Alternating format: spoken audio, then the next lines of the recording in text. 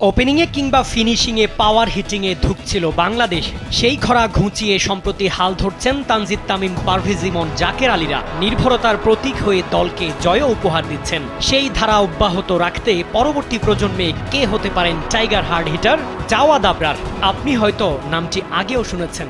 সম্প্রতি আলোচনায় উঠে এসেছেন তরুণ ব্যাটসম্যান জাওয়াদ আবরার, যিনি সাউথ আফ্রিকা সফরে ওয়ানডে সিরিজে টানা 3টি 50 করে নজর কেড়েছেন। মারছেন একের পর এক বিশাল বিশাল ছক্কা।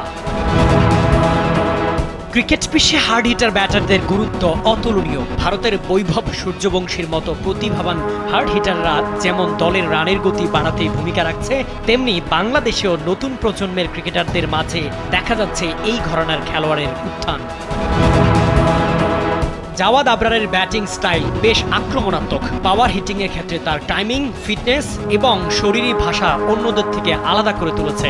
চলতি সিরিজে তার স্ট্রাইক রেট 110, যা এই বয়সে এবং অভিজ্ঞতার বিবেচনায় সত্যি প্রশংসনীয়। শামীম খান, কালবেলা।